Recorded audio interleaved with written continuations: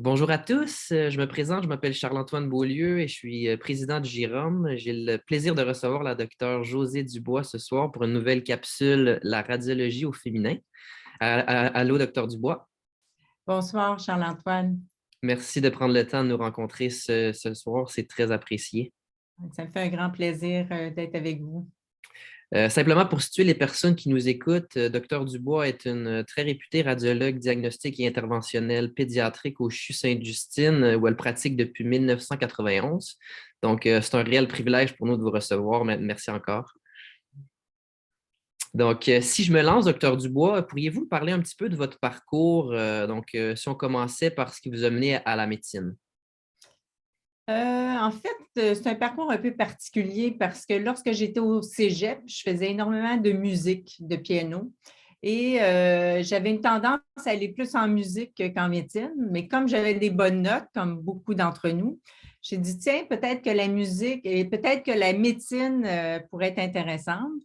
Et j'ai appliqué en médecine et je suis rentrée en fait à l'Université de Sherbrooke parce que c'est un programme de 4 ans. Et par la suite, j'ai fait ma résidence en radiologie à Sherbrooke pour après ça aller me spécialiser en radiologie d'intervention à Necker Enfants malades à Paris de 1989 à 1991. Super. Et puis, donc, votre médecine et votre résidence, c'était à Sherbrooke. Oui, je suis venue faire des stages à Montréal durant environ 2 ans. Et durant ma troisième année de résidence, j'ai fait 3 mois à l'hôpital Sainte-Justine et là, j'ai rencontré mon mentor qui s'appelle Laurent Garel. Et à ce moment-là, Dr. Garel me dit t'aimerais pas ça venir en pédiatrie, en radiologie pédiatrique? J'ai dit oui, ça m'intéresserait. Il dit qu'est-ce que tu penses de l'intervention? Alors, ce qu'il faut savoir, c'est que l'intervention pédiatrique, c'est-à-dire de passer des cathéters dans les artères pour ouvrir des artères, fermer des artères, ou encore s'occuper d'anomalies vasculaires. C'était très, très peu connu à cette époque-là. Même moi, je ne connaissais pas vraiment le domaine. On était très, très peu. En fait, il y avait peu de gens au monde qui faisaient de la radiologie pédiatrique d'intervention. Et lui, il y avait un grand ami, Francis Brunel à Necker, aux enfants malades, qui était spécialisé en radiologie pédiatrique. Et c'est de cette façon-là, en fait, qu'il m'a supporté, il m'a mentoré. Puis j'ai dit, ah, c'est intéressant, je vais voir des images, mais je vais aussi traiter des gens. Puis pour moi, c'est important, pas juste voir des images, mais être près des patients, comprendre certaines pathologies, puis avoir un rôle diagnostique, mais aussi thérapeutique. C'était vraiment l'idée d'aller en radiologie pédiatrique, aussi vers un domaine très peu connu. On va à cette époque-là. Ouais, qui a beaucoup évolué depuis cette époque, justement. Oui, imaginez que, exactement, imagine-toi, Charles-Antoine, au début, quand je suis arrivée à Necker, on préformait nos cathéters, c'est-à-dire qu'on faisait nos courbes, on recyclait tout, hein, le cathéter, le guide, les agents qu'on utilisait pour emboliser, c'était souvent du gel foam qu'on râpait. C'est tout un autre monde maintenant avec toutes les particules, les stents, toutes les nouvelles technologies. Ça a complètement évolué là, dans les derniers 20-30 ans. C'est révolutionnaire tout ce qui s'est passé là, en imagerie. Vraiment, vraiment. Puis si on revient un petit peu en arrière, vous, à la base, après votre parcours médical, qu'est-ce qui vous a mené à la radiologie? Mais j'étais un petit peu délinquante, on va se le dire. C'est qu'au début, j'avais appliqué en ophtalmologie. Et là, j'ai réalisé en ophtalmologie que de travailler avec un microscope, c'était peut-être un peu difficile pour moi. Après ça, je suis allée en ORL. J'avais toujours eu une passion un peu pour la chirurgie, pour intervenir chez les patients. Et quand j'ai commencé en ORL, ma résidence, j'ai fait une rotation en radiologie. Et à l'époque, c'était plus facile que maintenant de pouvoir bouger parce qu'on n'avait pas le CARMS, donc c'était plus facile pour nous de bouger. Et là, lorsque j'ai fait la radiologie, Louise Sanson, entre autres, que certains connaissent d'entre vous, m'a dit pourquoi tu ne viendrais pas en radiologie? Et c'est là que j'ai eu une passion, en fait, pour la radiologie, l'imagerie, et j'ai eu l'occasion, grâce aux aux radiologues de l'Université de Sherbrooke et aux vice-doyens à l'époque de pouvoir changer de spécialité de l'ORL à la radiologie. Ça, c'était durant votre première année. C'était durant ma première année. Et l'avantage, c'est que la première année, elle était conjointe, c'est-à-dire c'est une année rotatoire. Donc, j'ai pu changer assez facilement là, pour la radiologie. Malheureusement, ce n'est plus le contexte actuel dans lequel vous vivez. Non, effectivement, mais c'est super, c'est super. Puis vous, par la suite, c'est environ à quel moment durant votre résidence que vous avez décidé de vous enligner vers la radiologie pédiatrique plutôt que la radiologie adulte? C'est vraiment durant ma rotation à Sainte-Justine, lorsque j'ai fait mes 3 mois avec l'équipe de radiologues de Sainte-Justine, dont Laurent Garel, qui m'a influencé pour aller en radiologie d'intervention. Puis ça, c'est durant votre quatrième année. Est-ce que ça fonctionne encore comme maintenant? En fait, c'est que ça fonctionne un peu comme maintenant, c'est-à-dire que vers la fin de notre résidence, selon les mentors qu'on côtoie, selon les sites qu'on côtoie, les gens nous approchent pour venir travailler avec eux. C'est comme ça que j'ai été approchée. Et souvent, lorsqu'on veut rester dans une carrière universitaire, il faut aller se former dans un domaine différent du groupe dans lequel on revient pour apporter une expertise différente. Donc, c'est à ce moment-là que j'ai décidé de partir pour Paris et revenir avec une expertise en radiologie d'intervention pédiatrique. Super. Puis vous diriez qu'environ en termes de pourcentage, votre pratique en termes de radiologie d'intervention versus le profil plutôt diagnostique dans votre quotidien, est-ce qu'on parle de 90-10, 50-50? Ça ressemble à quoi? Je crois que ça dépend des années. Il faut se comprendre que la radiologie d'intervention pédiatrique, c'est très spécifique, hein? C'est-à-dire que la population à laquelle on s'adresse est très différente d'adultes. C'est-à-dire qu'on s'adresse surtout à des anomalies vasculaires, c'est-à-dire des gens qui ont des déformations par des malformations veineuses, des malformations artéroveineuses, des hémangioses. Donc, c'est un peu différent comme pratique. Et pour faire ça, il faut souvent aussi être très bon en imagerie puis en intervention. Donc, je vous dirais que ça a été souvent 50-50. Un certain temps, comme j'étais la seule, j'ai monté à 80-20. Mais maintenant, je suis revenue parce qu'il y a du recrutement. Je suis plus à 50-50 de ma pratique, si vous voulez. Super, super. Puis justement, en ayant ça en tête, à peu près un horaire de 50-50, une journée typique pour vous, ça ressemble à quoi? Une journée typique. D'abord, je me lève le matin, je m'entraîne, première chose. Après ça, je me rends à l'hôpital, en général vers 6h30, 7h. Vous arrivez tôt, c'est ça? Je suis une lève-tôt. J'aime bien travailler le matin. Alors, je prends mes courriels, je fais tout souvent mon retard. J'essaie de rattraper un peu le retard. Après ça, je peux faire une journée complète d'enjeux d'intervention, c'est-à-dire traiter des patients qui ont des malformations artéroveineuses, aller emboliser des foies qui saignent. Ça dépend toujours naturellement de l'offre et la demande.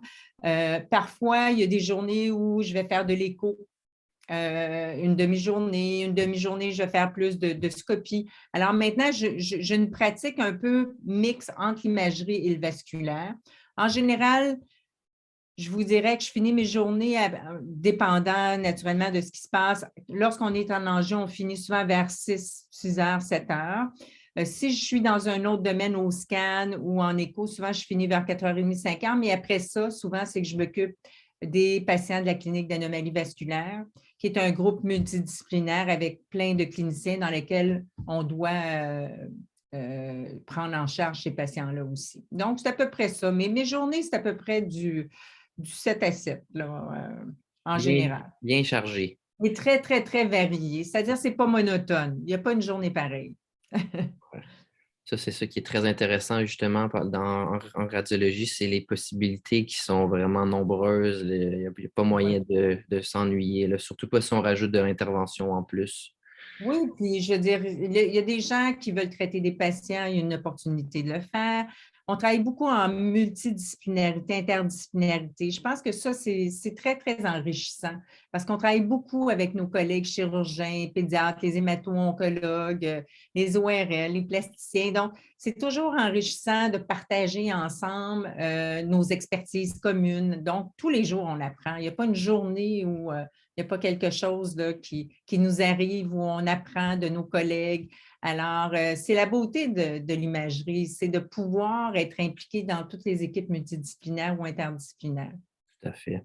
Vous diriez que dans votre travail, c'est quoi l'aspect le plus satisfaisant? C'est le patient. Je pense que c'est le patient. J'ai appris beaucoup, beaucoup, beaucoup de mes patients.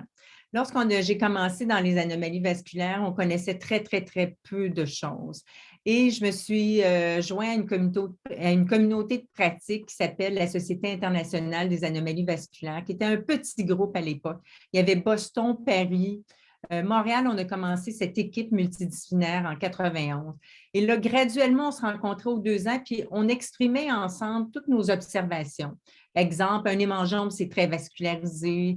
Une malformation veineuse, il y a très, très peu de flot à l'intérieur. Alors, on a évolué ensemble durant toutes ces années où on a changé les classifications, où les patients nous ont appris aussi leur devenir. Puis maintenant, ben, on a la génétique.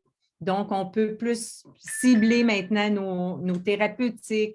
Alors, c'est très valorisant. Et le patient, c'est toujours un challenge. Donc, on veut lui donner le maximum, on veut bien comprendre et il nous aide à comprendre souvent avec les parents comment il réagit aux différentes thérapeutiques qu'on peut offrir. Donc, je vous dirais que c'est ça où je suis en fait, qui me passionne, c'est toujours d'aller plus loin dans le traitement ou le diagnostic de ces patients avec des anomalies vasculaires qui sont quand même des anomalies un peu particulières. Puis justement, il y a certaines personnes, des fois, qui ont un petit frein par rapport au fait d'aller en radiologie parce que souvent, il n'est pas possible de suivre des patients. Mais est-ce que Mhm. vous, dans votre pratique, c'est un élément justement qui fait partie de votre quotidien de suivre les patients? Parce qu'en ayant des malformations, j'imagine que vous devez faire plusieurs traitements parfois. Oui, nous, on a un groupe multidisciplinaire depuis 91. On se rencontre aux 2 semaines. On a une clinique commune à tous les mois. Et tous les matins, maintenant avec Zoom, hein, c'est toujours beaucoup plus facile. Je rencontre 2 ou 3 patients. Avant, ils venaient en présentiel, maintenant plus sur Zoom pour justement assurer les suivis ou encore faire la première consultation avec les gens qui me réfèrent les patients. Lorsque c'est des cas complexes, c'est évident que c'est toujours discuté en multidisciplinaire et c'est toujours ensemble qu'on prend les décisions de traitement. Donc, oui, on suit des cohortes, on suit au-dessus de 2000-2500 patients dans notre clinique tout le monde ensemble, les dermatologues, les plasticiens, les pédiatres. Alors, c'est très enrichissant. Puis, l'imagerie est au cœur, en fait, du diagnostic, puis fait un peu partie aussi du traitement. Pas complètement, parce que maintenant, il y a des médicaments, mais en association avec mes collègues, c'est la façon qu'on peut offrir les meilleurs soins à nos patients. Super, super. En me renseignant un peu, j'ai vu aussi que par le passé, vous avez été très impliquée comme directrice de programme, chef de département. Parlez-moi un petit peu de vos implications. Justement, j'ai vu aussi des implications plus dans le volet humanitaire, même à titre de vice-doyenne. Exactement. Oui, j'ai été directrice de programme de radiologie. J'ai été chef de département durant plus de 10 ans. Puis, vice-doyenne aussi au postdoctoral où on revoit l'agrément, mais aussi l'intérêt de tous ces postes-là de gestion, c'est que ça peut aussi nous faire progresser dans nos domaines cliniques. Et ça nous permet aussi de rencontrer la grande force de s'impliquer à l'université, c'est de rencontrer des gens de d'autres spécialités, de comprendre les enjeux, de pouvoir aussi collaborer avec eux. L'aide humanitaire à Haïti, c'était un petit peu en fait, on m'a approché, c'est Dr. Dickens Saint-Ville qui est chirurgien chez nous, parce que Sainte-Justine avait décidé de collaborer à la construction d'un nouvel hôpital à Jacmel.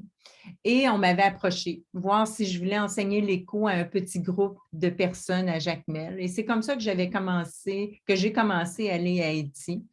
Donc, avec un tout petit groupe, j'ai commencé à les former à l'échographie, comment ça fonctionne, les pathologies, un peu d'anatomie.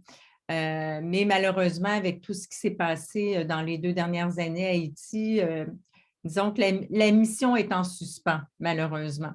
Mais c'est toujours aussi enrichissant parce que ça nous permet de voir d'autres volets. Et ces volets-là, c'est toujours enrichissant aussi dans notre pratique régulière ou quotidienne, d'apprendre des autres. Puis, je pense que c'est important d'ouvrir, en tout cas, nos horizons. Tout à fait, tout à fait. Si je vous demandais à vos yeux, quel est le plus grand accomplissement de votre carrière, qu'est-ce qui vous viendrait en tête?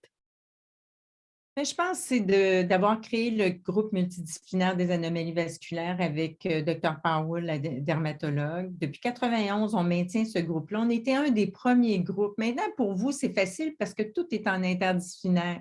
Mais à l'époque, il faut savoir que ce n'était pas la réalité. Et on a réussi à convaincre l'hôpital, nos gestionnaires, nos administrateurs de l'importance de cette maladie-là. Et c'est probablement ce dont je suis le plus fière et surtout mon implication à l'international avec le groupe qui m'ont énormément appris et ils m'ont permis aussi de développer toute cette expertise-là, puis aussi permis à notre groupe de développer notre expertise. Super. Puis, est-ce que vous avez des projets, vous, dans les prochaines années? Des projets. Il faut toujours avoir des projets. Je vous le dis, peu importe ce qu'on fait dans la vie, il faut toujours avoir des projets. Bon, actuellement, un petit secret de polichinelle, je suis en train de m'intéresser un peu sur le premier cycle, sur le cursus de l'étudiant en médecine. Donc, c'est un projet qui est en ébullition. C'est un des projets qui, pour moi, est intéressant parce que ça me fait sortir un peu aussi de mon milieu de Sainte-Justine. Ça me fait connaître aussi un autre secteur que je connaissais peut-être un peu moins. Alors, ça, c'est un des projets en ébullition. Puis, c'est sûr qu'il faut continuer de développer la technologie avec l'intelligence artificielle, la nanorobotique, venir à targeter, à vraiment cibler les thérapies cellulaires dans lesquelles la radiologie d'intervention peut agir avec l'immunothérapie. Donc, ce volet-là, surtout dans les anomalies vasculaires, c'est quelque chose qui est dans mes projets là, à court, moyen, long terme. Super, c'est Donc, j'ai un très projet intéressant. académique puis j'ai un projet clinique. Puis, si c'est pas trop indiscret de ma part, au premier cycle, ça serait sous quelle forme? Est-ce que vous auriez un titre en particulier ou vous seriez simplement Non, impliqué c'est en... plus un mandat pour revoir un peu l'éducation, mais naturellement, c'est très, très, très préliminaire, mais il faut évoluer avec nos étudiants, il faut les écouter, puis il faut répondre aussi à leurs besoins, puis les besoins ont changé avec les outils pédagogiques, les médias sociaux, l'intelligence artificielle. Donc, c'est des choses qui sont intéressantes à regarder actuellement. Donc, je n'ai pas de poste spécifique. Ce n'est qu'en ébullition actuellement, là, dans un petit projet académique qui est toujours intéressant de garder. C'est un volet toujours intéressant pour moi. Super. Puis pour terminer, est-ce que vous auriez des conseils pour des jeunes étudiantes en médecine qui seraient intéressées par la radiologie, puisqu'on sait que même si les femmes sont prédominantes dans les programmes de médecine, il y a encore très peu de jeunes étudiantes et de femmes qui font le saut vers la radiologie. Donc, est-ce que vous auriez des messages justement pour les jeunes étudiantes pour essayer de les motiver ou de leur donner des conseils dans leur démarche? Mais moi, je dirais pas juste pour la radiologie, pour toutes les spécialités, je pense que les conseils, c'est apprendre à se connaître, apprendre à regarder ce qu'on aime. Ça, c'est pas toujours facile parce qu'on est dans un tourbillon quand on est en médecine. Vous avez beaucoup de notions à apprendre, beaucoup de connaissances, mais essayez de pas trop vous étourdir et essayez aussi de mieux vous connaître. Ce qui va vous permettre de prendre les bonnes décisions. Questionnez beaucoup les gens. N'ayez pas peur d'aller rencontrer les différents milieux, les différents professeurs. Soyez curieux. Et je pense que c'est ça les messages. C'est de se questionner, d'être curieux, de ne pas hésiter. Des fois, on a l'impression qu'on va déranger les gens si on va les questionner parce qu'ils sont occupés ou nos professionnels sont occupés ou les médecins sont occupés. Puis des fois, je pense que les gens ont des difficultés à peut-être se manifester. Bien, manifestez-vous. Et c'est important. Puis pas juste aux médecins, mais à tous les professionnels, parce que les professionnels aussi, ils nous apprennent énormément. Tout à fait. Bien, docteur Dubois, c'était un plaisir pour nous de vous recevoir. Merci encore d'avoir pris le temps. Je sais que vous êtes très occupé. J'ai eu la chance de faire un stage dans votre milieu et puis je sais à quel point vous êtes en demande et que vous travaillez fort. Donc, merci beaucoup d'avoir pris le temps. C'est moi qui vous remercie de m'avoir donné cette opportunité. Bien, au plaisir de vous croiser très bientôt. Puis tous les étudiants qui vont nous voir vous remercient. Oui, vous êtes les bienvenus à Sainte-Justine. Merci beaucoup. Bye bye. Au revoir.